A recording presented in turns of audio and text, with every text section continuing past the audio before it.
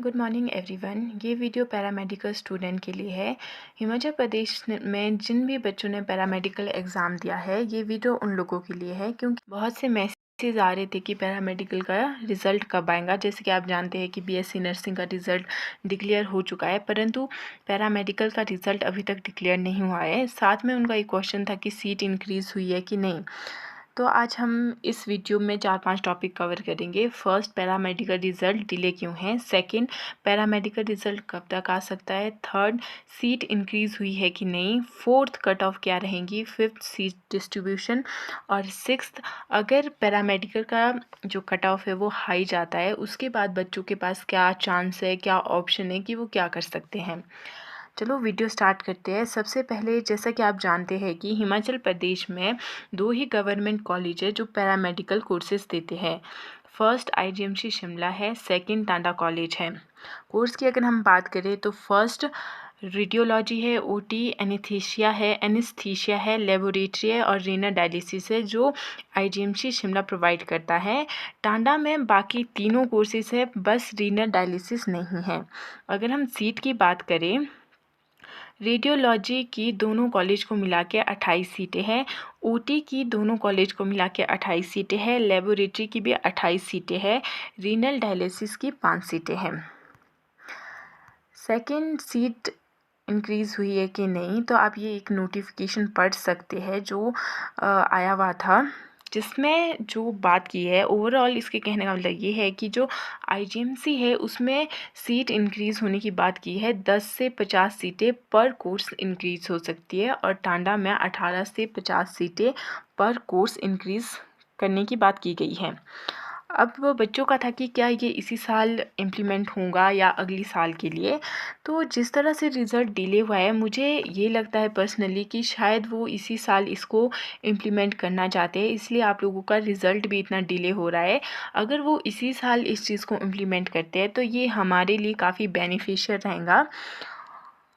और बाकी आपको विद इन वीक पता लग ही जाएगा कि उन्होंने सीट इंक्रीज़ की है फाइनली कि नहीं, क्योंकि अगर वो सीट इंक्रीज़ करते तो बहुत टाइम लगता है कि सीट का डिस्ट्रीब्यूशन कैसे होगा, कितनी सीटें इंक्रीज़ होंगी। अगर हम ऊपर से थोड़ा आइडिया लगाए, अगर हर एक कोर्स में 15-15 सीटें भी इंक्रीज़ होती है तो कम से कम 80-90 के आसपास सीटें इंक्रीज़ हो सकती है, जो कि बहुत बड़ी बात है इस समय हमारे लिए। और रीनल डायलिसिस में अभी 5 सीटें, अगर वो 5 सीटें और भी इंक्रीज़ करते हैं तो कम से कम यह 90 से 95 सीटें हमारी इंक्रीज़ हो सकती है। तो मुझे यही लगता है कि सीटें इंक्रीज़ होंगी, इसीलिए शायद वो अपना रिज़ल्ट भी डिले कर रहे हैं। बाकी नेक्स्ट वीक पैरामेडिकल का रिज़ल्ट आने की संभावना है।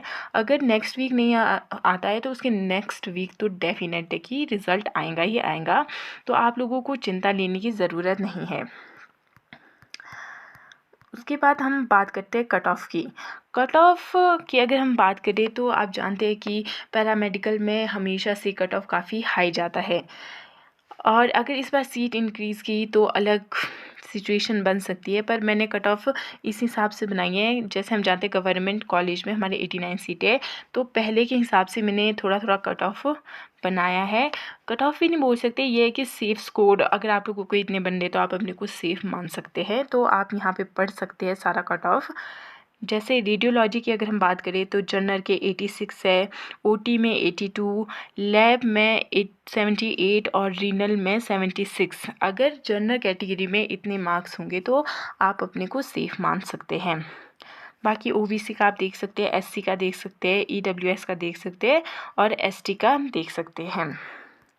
ये सीट इंक्रीज़ होने की बात थी जो मैंने आपको बता दी है।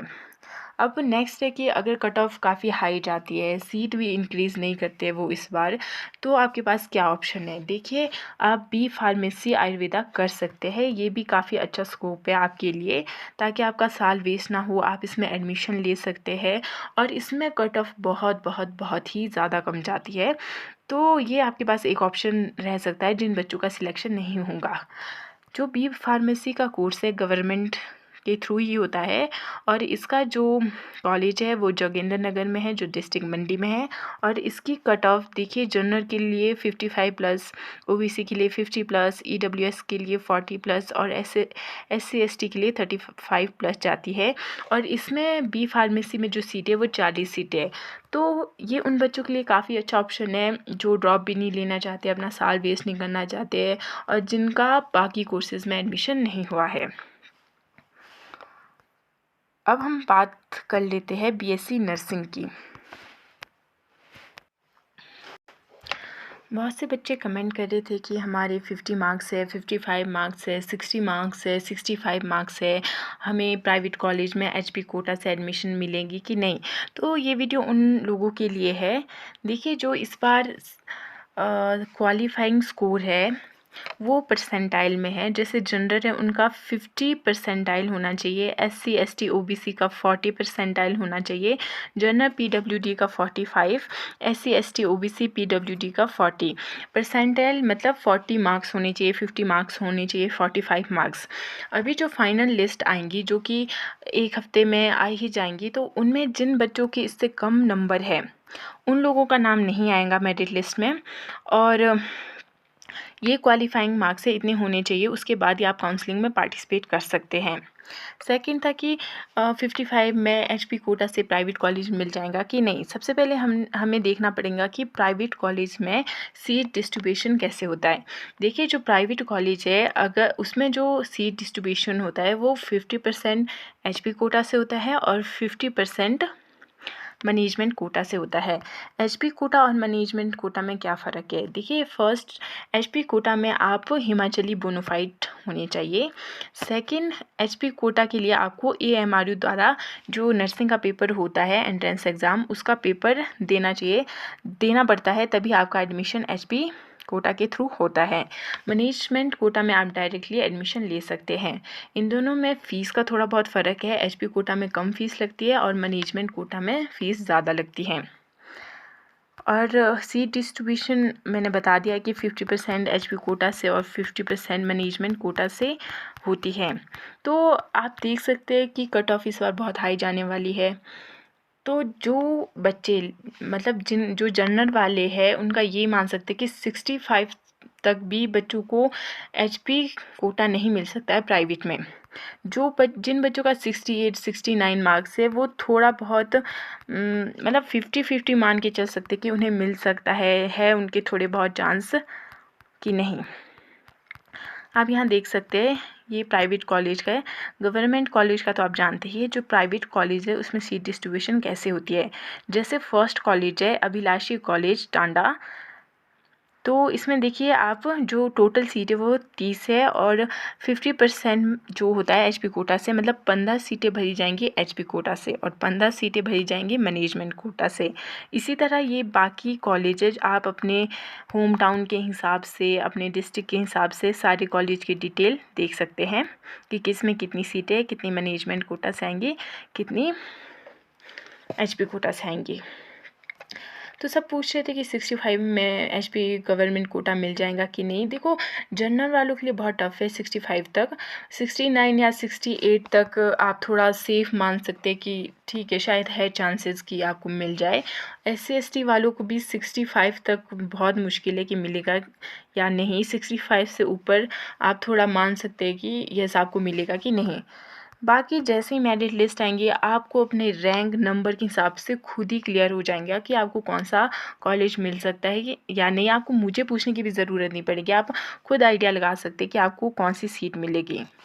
बाकी दूसरी बात यह है कि जो लोग नर्सिंग करना ही चाहते हैं प्राइवेट से, मैं यही कहना चाहूँगी कि आप अपने होम टाउन में, अपने डिस्ट्रिक्ट में, जहाँ भी आप एडमिशन लेना चाहते हैं, सभी कॉलेज को अच्छे से देख ले कि उसमें कितनी सीट है, कितनी मैनेजमेंट कोटा की सीट है। इस तरह से आप अपना सारी डिटेल उस कॉलेज की निकाल देना, ताकि आपको बाद में जाके रिग्रेट ना हो कि ये कॉलेज जैसा है या वैसा। तो आपको पूरी इन्फॉर्मेशन निकालनी है और जैसी काउंसलिंग होगी अच्छे से अपना काउंसलिंग फॉर्म भरना है। और जैसी फर्स्ट राउंड में काउंसलिंग होगी, जिनका डेफिनेट है कि उन्होंने BSc नर्सिंग करना है, वो लोग फर्स्ट राउंड काउंसलिंग में ही एडमिशन ले लें। सेकंड का वेट मत करना कि सेकंड में मिल जाएगा, नहीं, आप फर्स्ट में ही भरेंगे अगर आपका डेफिनेट है। बस मुझे ये इन्फॉर्मेशन आप सभी को देनी थी। अगर आपको ये इन्फॉर्मेशन यूज़फुल लगी है तो कमेंट में ज़रूर बताएं। बाकी यहाँ तक वीडियो देखने के लिए आपका धन्यवाद।